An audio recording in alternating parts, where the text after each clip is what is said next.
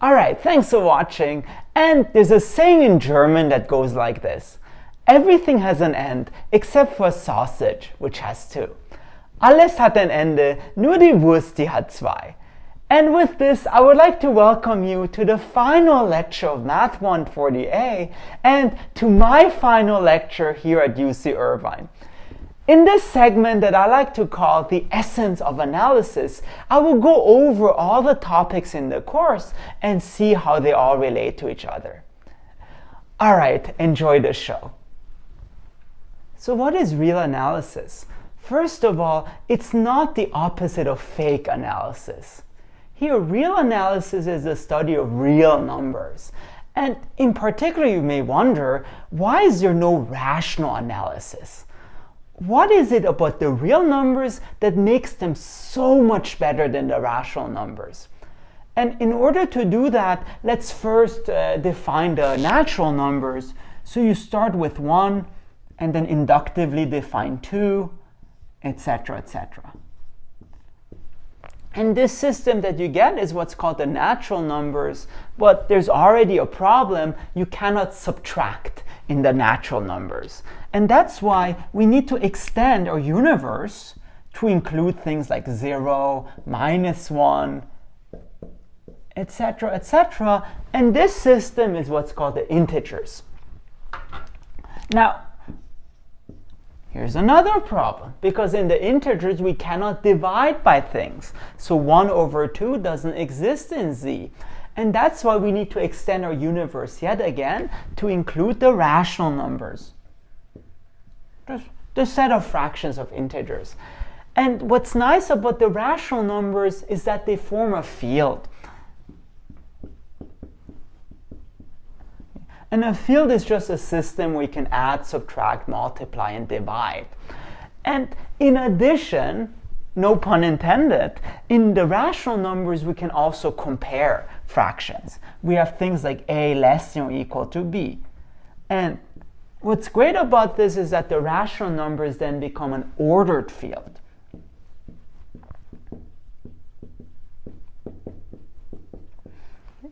And now, here's the thing. Well, there's some numbers that are not rational numbers, like square root of 2.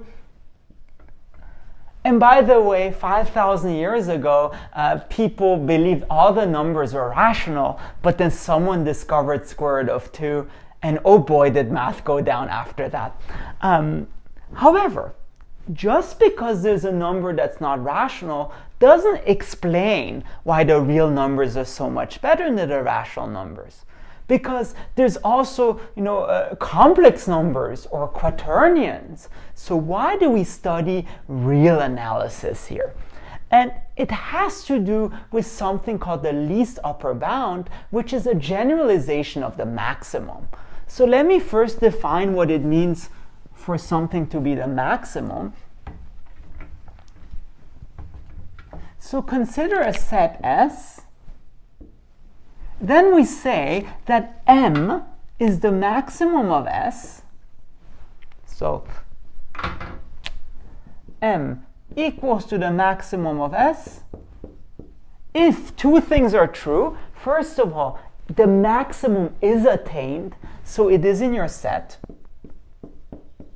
M is in S, and moreover, everything in S is less than or equal to M. So for all S in S, we have S less than or equal to M.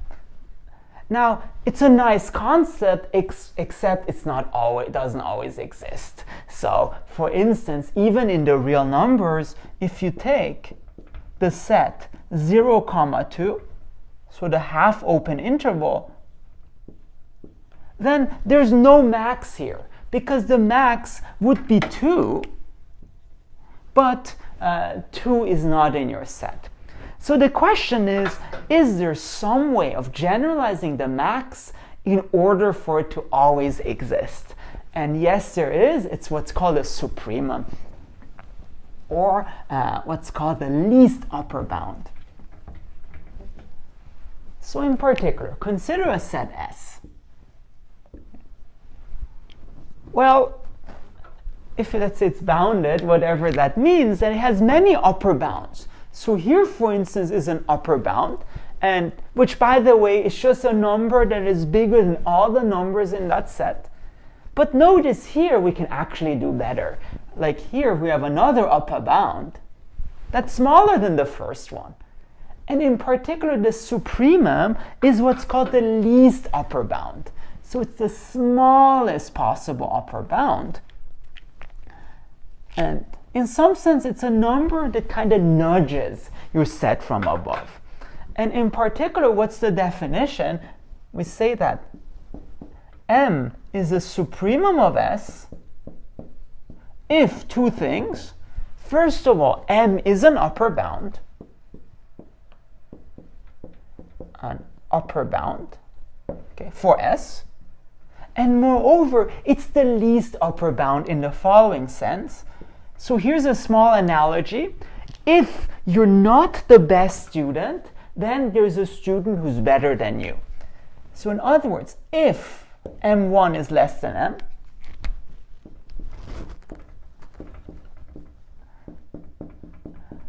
then there is some element in your set, so there is some student that is bigger than M1.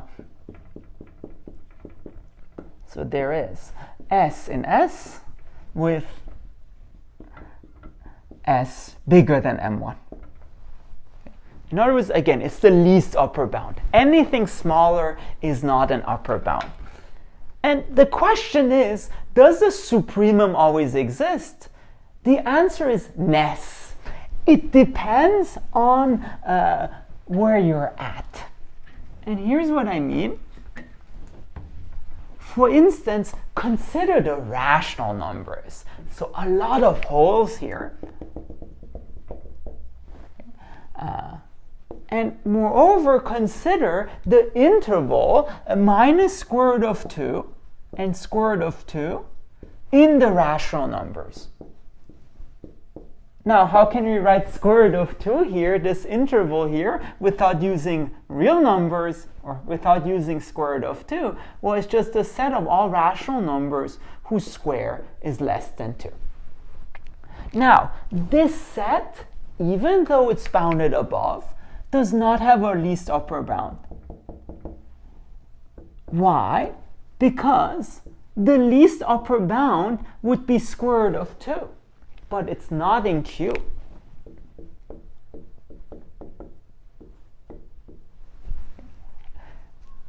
However, this is not true in R, and this is really what makes R so much better than the rational numbers. So R is what's called complete.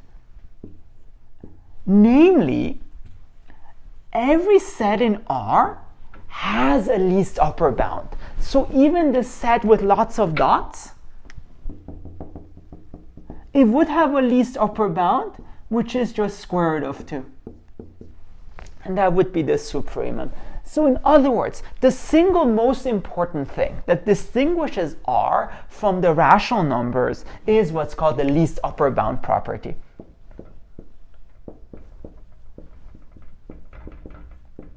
Okay. In other words, any non-empty subset of R, if S not empty is if S is a non-empty subset, then supremum of S exists.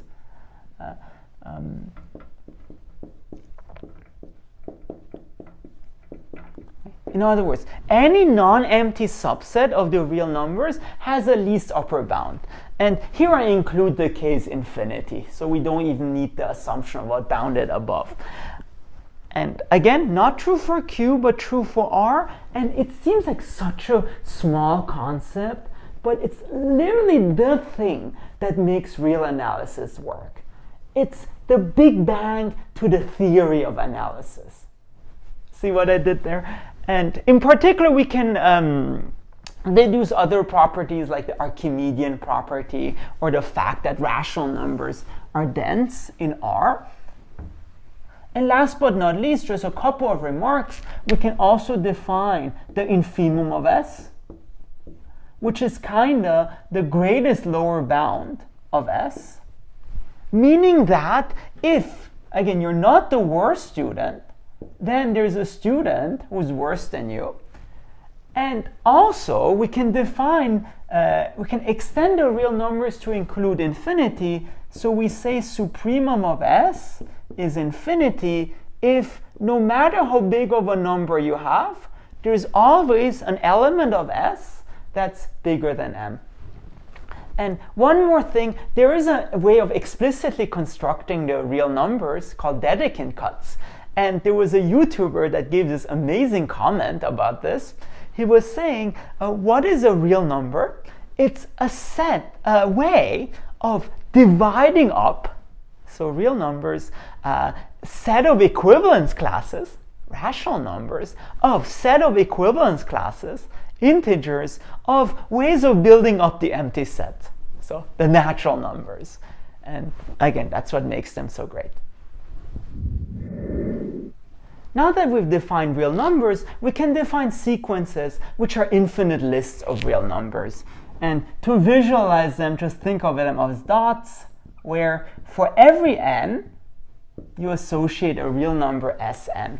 And like Steve Jobs always said, connect the dots.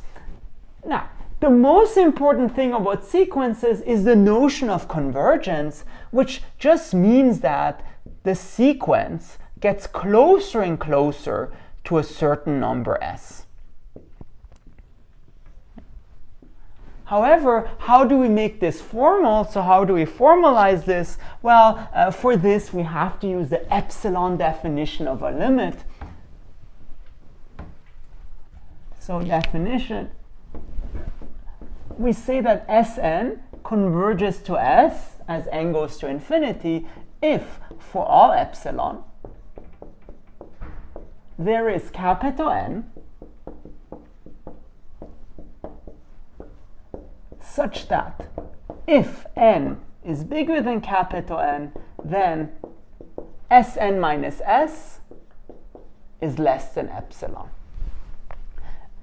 Now, in other words, what does that mean? It means that no matter how small the error epsilon, you can always find a threshold capital N, I think 1,000,000 or something, such that after this threshold, Sn is at most epsilon away from S. And in other words, if you think of it in terms of planes, it means that no matter how small the runway, eventually you can always get in that runway. Again, even if it's tiny, tiny, tiny. And using that definition, we can prove familiar limits such as 1 over n squared goes to 0 as n goes to infinity, or 1 plus 1 over n goes to e as n goes to infinity. However, the important thing to notice is not every sequence converges. For instance, minus 1 to the n, it's a pesky sequence which does not converge. And also sometimes the sequence can go to infinity, and there's a similar definition here. And moreover, once we've seen that limit, we can also prove some limit laws, like if Sn goes to S and Tn goes to T, then Sn plus Tn goes to S plus T. Now this is all in nice, but the problem is it's still very hard to show that the sequence converges. And in fact, if you do more complicated examples, you'll see it's impossible. So it would be nice if we had some easy tests for convergence. And in fact, there are two of them that are pretty important. One is the notion of Cauchy. And Cauchy is nice because you can generalize this to arbitrary spaces. So Cauchy, again, voulez-vous Cauchy avec moi? All this means is, and it sounds very similar to convergence, but it's not quite the same. So for all epsilon, there is a threshold. So no matter how small the error, there is some threshold capital N, such that after this threshold, the values of the sequence are eventually close to each other, then Sm minus Sn is less than epsilon. In other words, again, no matter how small the error, there is some threshold, capital N, such that after this threshold, all the values of the sequence are at most epsilon away. So let's say this is Sm, this is maybe Sn. They're all in this good region. And be careful.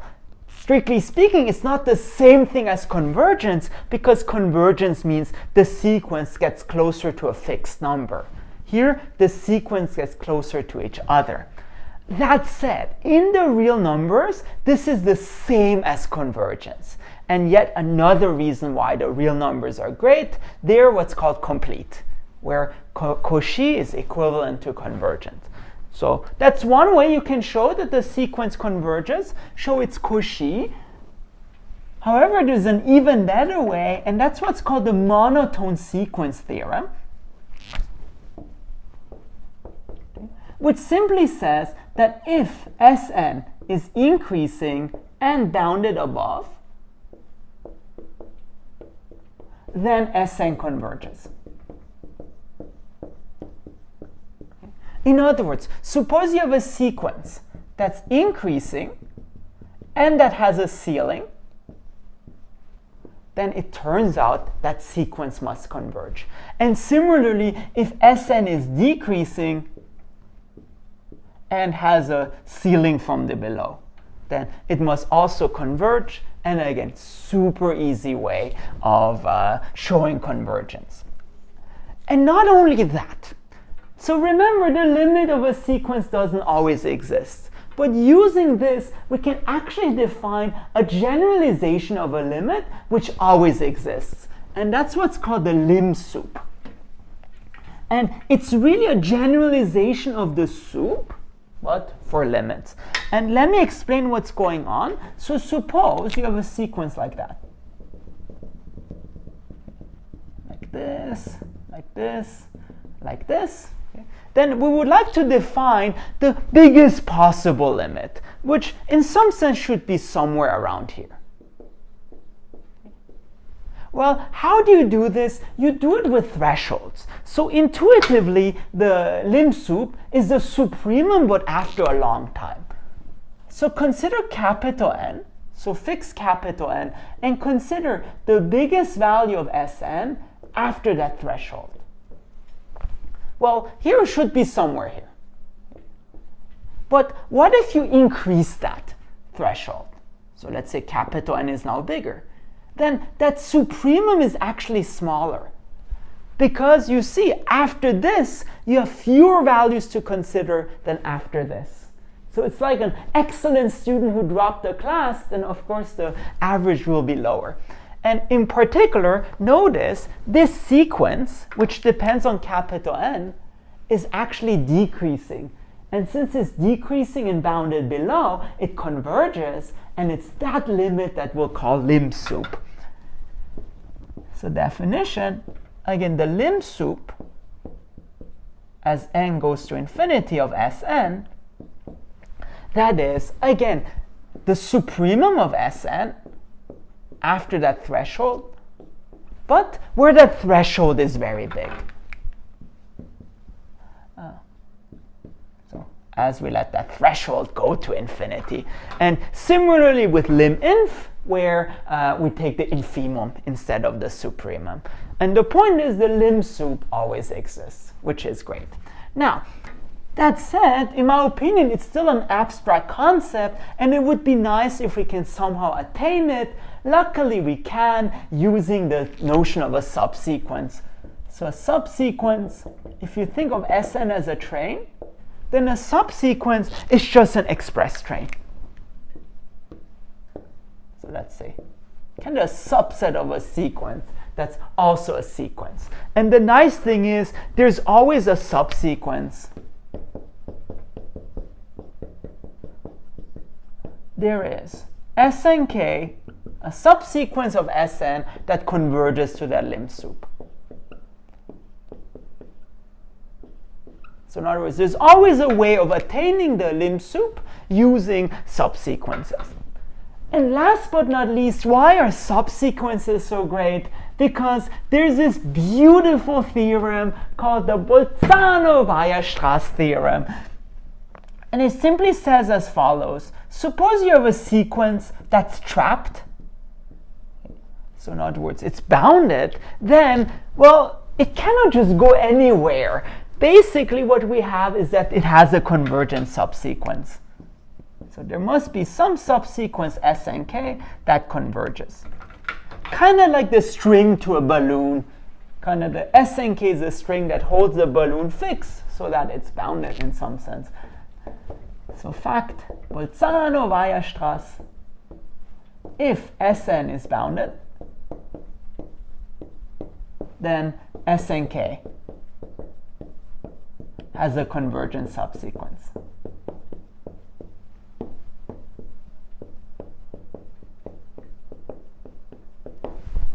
All right. Now the question is, can we generalize all the concepts that we've learned so far to spaces that are more general than R?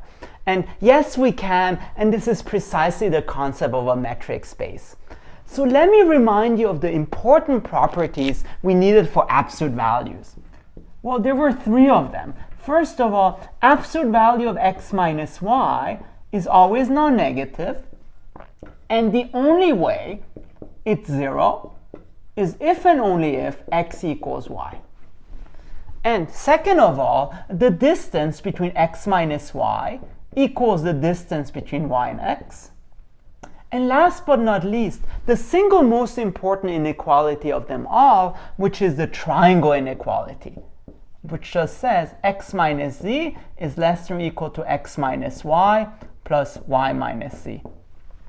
And what this means, at least geometrically, is if you have a triangle with vertices x, y, and z, then the length of the third leg is less than or equal to the sum of the lengths of the other two legs.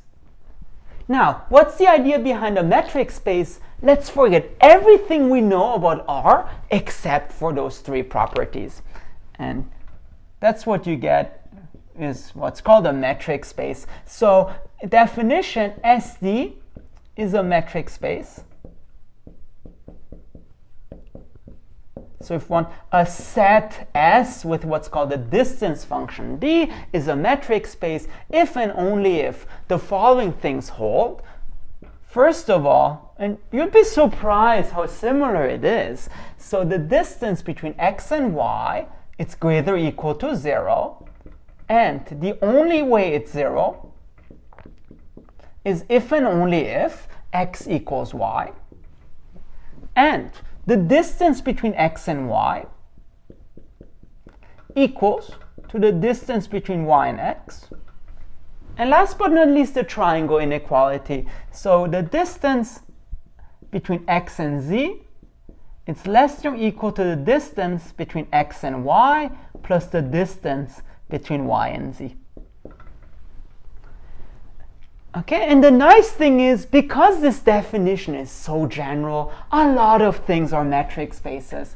So for instance, you could have the real numbers, of course, with the absolute value. But of course, RK with the usual distance function, but also the rational numbers with absolute value, and any non-empty set with what's called the discrete metric, which is a very funky kind of metric, but then also sequences and continuous functions as well. So really a lot of things are metric spaces, so we'll be able to say a lot of things about a lot of things. And in particular, we can easily generalize the notion of convergence. So if you remember, what is the notion of convergence in R?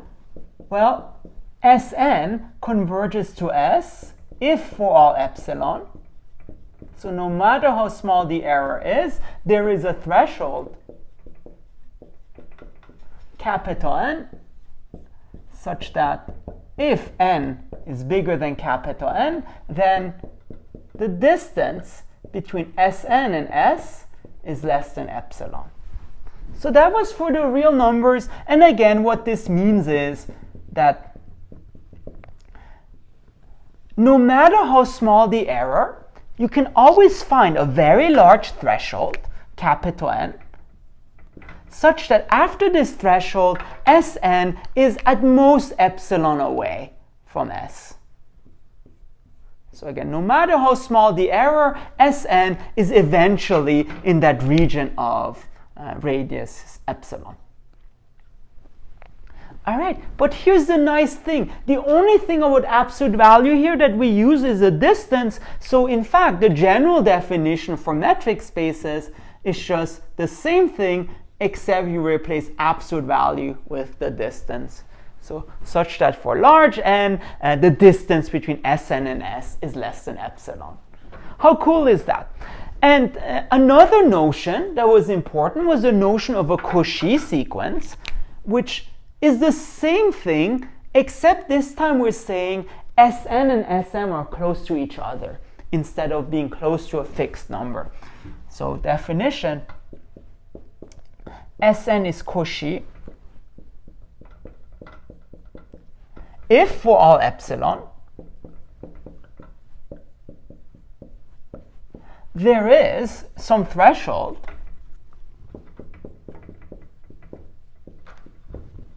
capital N such that after this threshold, so if m and n are bigger than capital N, then Sm and Sn are close to each other. And the question is Cauchy the same thing as convergence?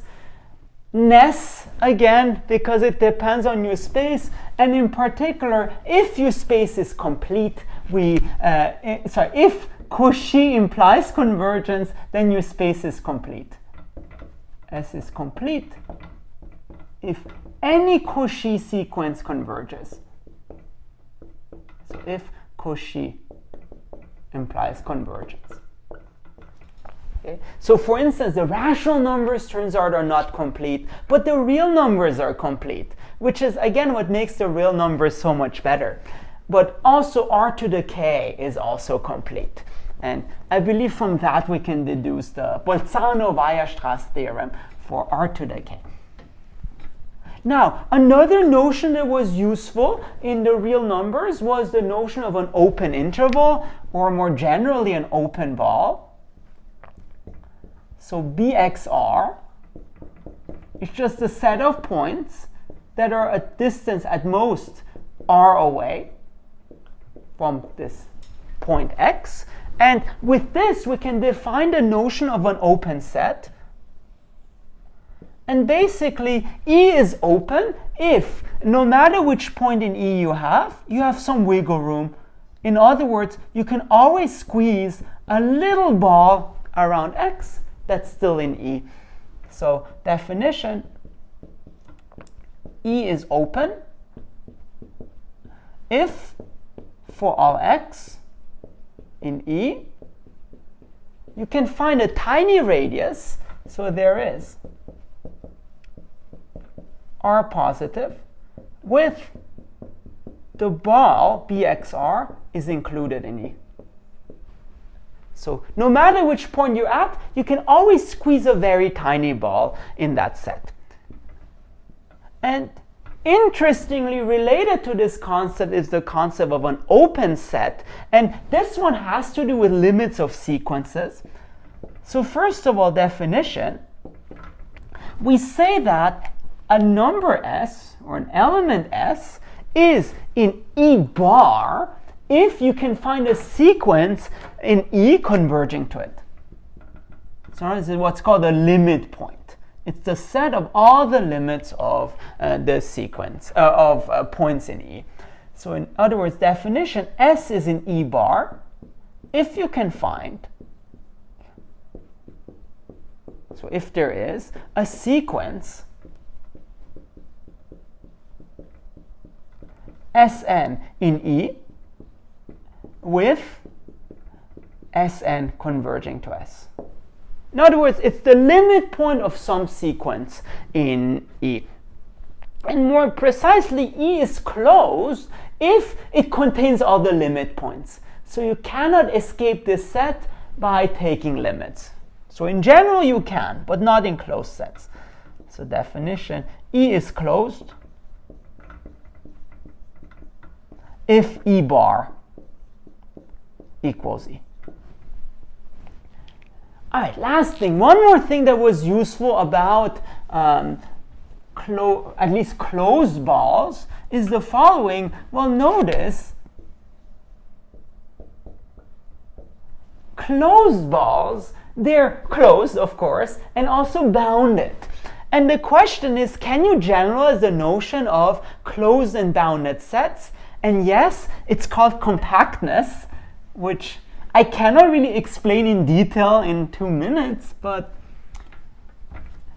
essentially, all that a compact set is that you can, no matter how big your cover is, so no matter how you cover it with open patches,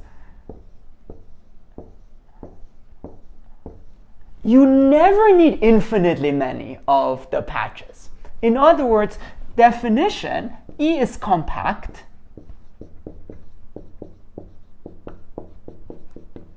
if every open cover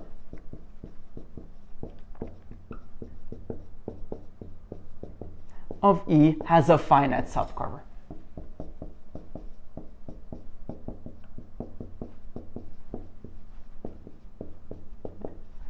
And the nice thing is we can show that if E is compact,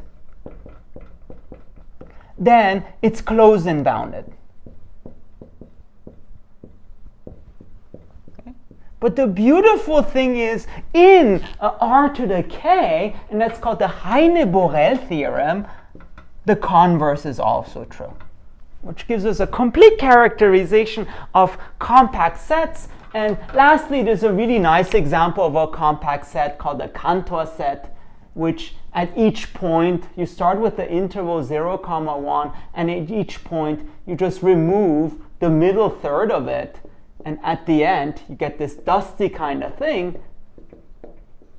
And it turns out this Cantor set, it's also compact. So it's a nice example of a compact set. All right, thank you. So now that we discussed sequences, let's now talk about series, which are just infinite sums of sequences. And more precisely, what would it mean for a series to converge? So in other words, the series n from 0 to infinity of an equals s, if and only if what happens? So the problem is this is a series. We don't know limits of series, but we do know limits of sequences. So it would be nice if we could associate a sequence to this series, and we can using what are called partial sums. So this series converges if and only if the sequence a0 plus a1 plus plus an, which is just the sum from k from 0 to n of ak. Now, this is a sequence depending on n. And the point is, this converges if and only if this sequence converges to n. And again, this we know how to handle, this a priori we don't. And in particular, let me give you an example illustrating this. So there's this classical geometric series, the sum from n from 0 to infinity of 1/2 to the n, which is 1 plus 1/2 plus 1/4 plus ... The question is, what is the value of this series? Well, let's look at the partial sums. So Sn, which is the sum from k from 0 to n of 1/2 to the k, which is 1 minus 1/2 to the n plus 1. So you can explicitly calculate that. And now the question is, what happens to the sequence if you let n go to infinity? Well, this becomes 1 minus 0, so 1 over 1 minus 1/2, which gives you 2. So because Sn goes to 2, we can legitimately say the geometric series goes to 2 as well. Now, in general, it is very hard to figure out the exact value of a series, but instead, let's just solve an easier problem. Instead of determining S, let's just ask ourselves, when does a series converge? So when does the limit of this sequence exist? And luckily, there are much easier tests to figure that out. So first of all, one thing I want to mention, because it's usually told in calculus, but you usually don't have an idea why it's true, but usually in calculus they say, well, just determine if the series is finite. Why is that true? So first of all, fact, if, let's say, an is greater or equal to 0, and the series is bounded, then it converges.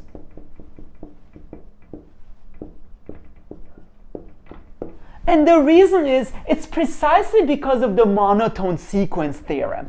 Because what is Sn? Well, it's a0 plus a1 plus a2 up to an. And the point is, at every point, you're just adding more and more non-negative terms. So definitely, the sequence of partial sums is increasing. So, and moreover, if it's bounded, then Sn converges by the monotone sequence theorem, and therefore the series converges.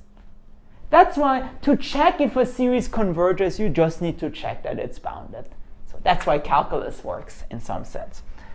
And here's another fact that is very useful to prove a bunch of convergence tests, which is the Cauchy criterion, which says that a sequence converges if and only if its tails are arbitrarily small. And what does that mean? It means that for all epsilon, maybe let me write this here.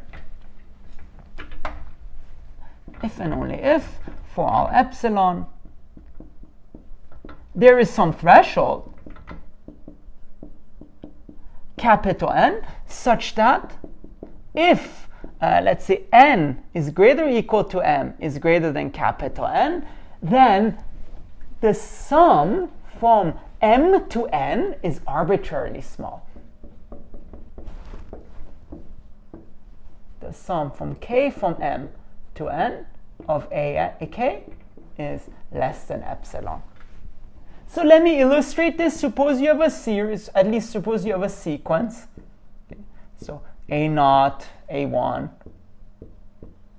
Then this series converges if and only if, no matter how small the error, there is some threshold capital N, such that after this threshold, the tails of the series, so let's say the sum from am to an, is arbitrarily small, less than epsilon. And the nice thing is, again, this does not mention any values of the series or anything. So it's a nice way of dealing with convergence without mentioning the limit. But of course, there are then more easier ways of testing for convergence, which I just mentioned now. Of course, the proofs are in the videos. First of all, there's a divergence test, which simply says that if the sequence doesn't go to 0, then the series diverges. Then there's a comparison test, which says that if a series an is less than or equal to a convergent series, then it converges. Again, at least non-negative, let's say. And then there are the two siblings, what I call the ratio test and the root test. And the ratio test has to do with successive terms. You look at an plus 1 over an. Okay. And the problem is this limit doesn't always exist, but we can always take the lim sup. So if the lim sup of that let's say, is alpha. If alpha is less than 1, then the series converges. If it's greater than 1, then it diverges. If it's 1, we don't know. And same thing here with lim sup. N goes to infinity of the nth root.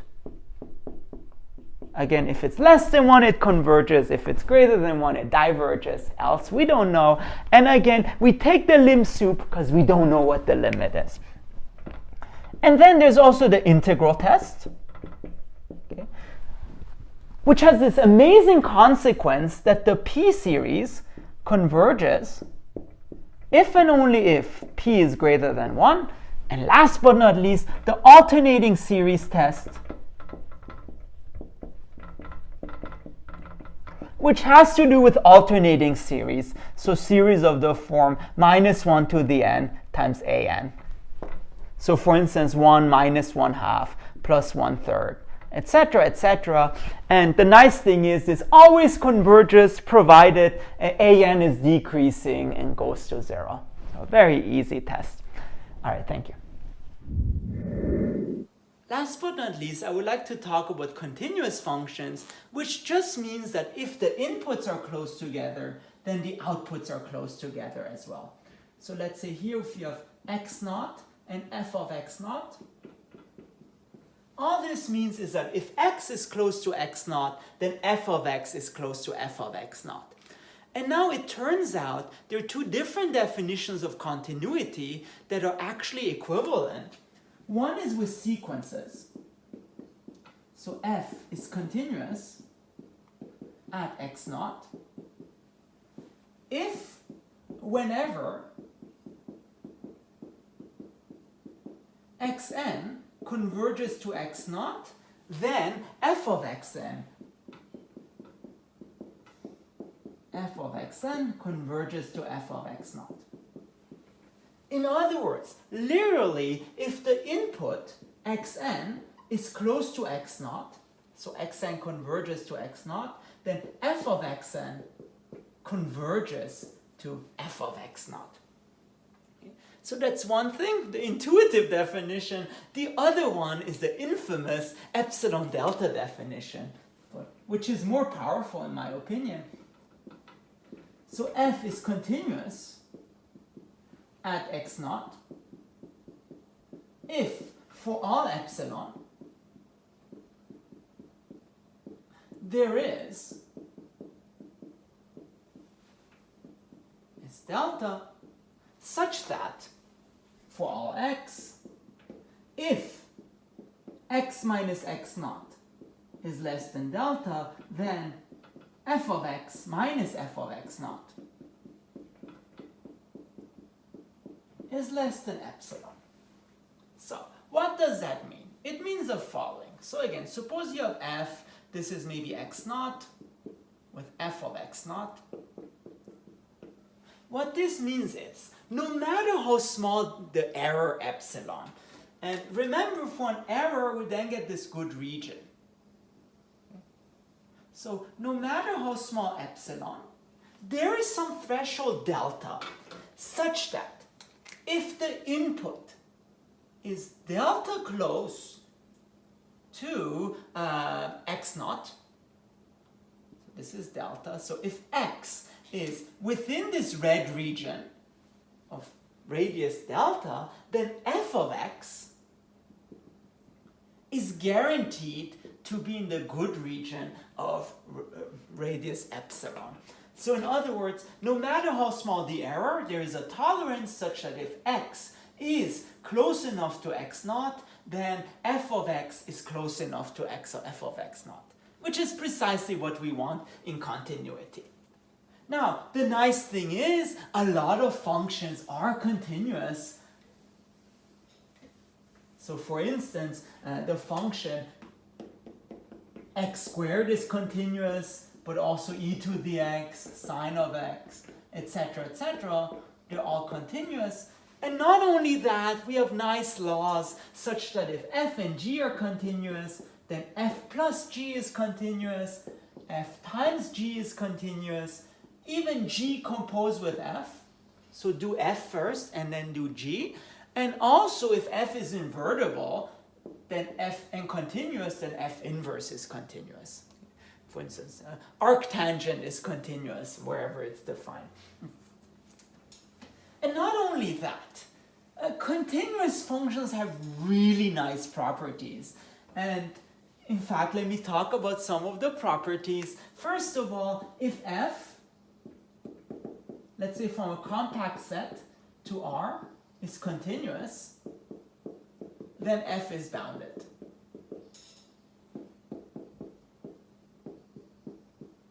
Meaning it doesn't suddenly blow up to infinity. So if you have, again, a function defined on a compact set, it can't just look like that, where it blows up. It has to be nice and bounded. So maybe something like that. Not only that, there is the extreme value theorem, which just says that if F from A to B is continuous, so a function from a compact set to R is continuous, then F has a maximum and a minimum. Max and min.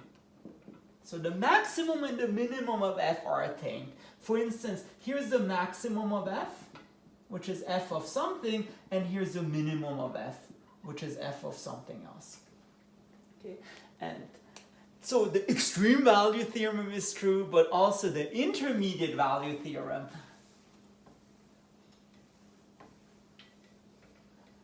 So that was the EVT, now the IVT.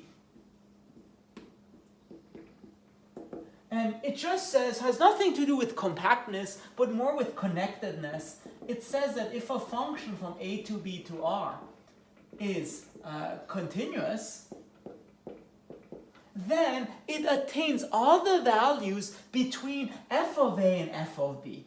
And let me illustrate. So suppose you have a function here, f from a to b, and this is f of a, and this is f of b. Then for any c between f of a and f of b, the value is attained. So in other words, there is some x between a and b such that f of x equals c. So then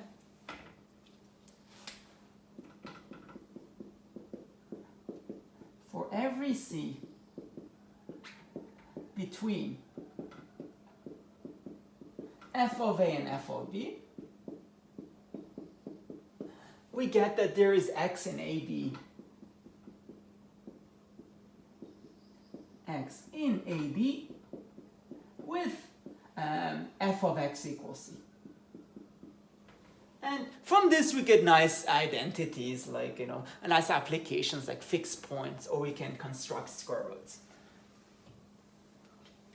Alright, and related to continuities, there's a stronger notion called uniform continuity, which just means that the delta doesn't depend on where you're at.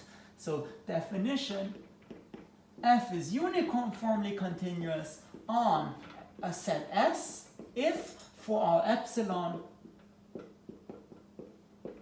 there is delta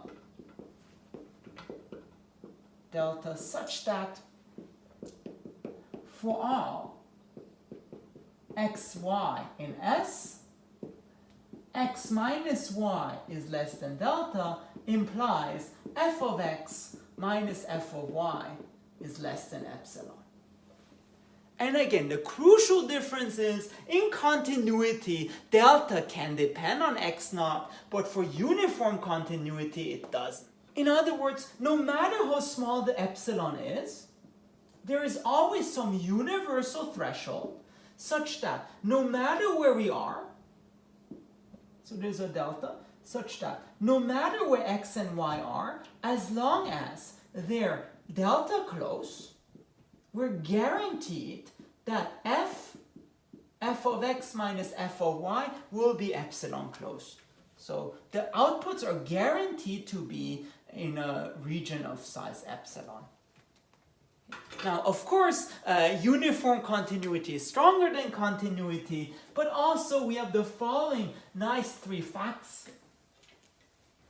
So first of all, a function f on a compact set that's continuous implies that f is uniformly continuous on this.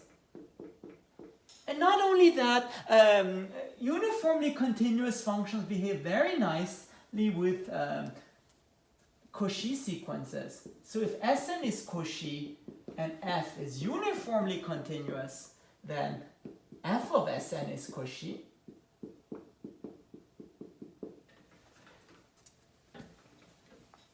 And they also behave very nicely with continuous extensions. So f from, let's say, an open interval ab to R is uniformly continuous if and only if f has a continuous extension,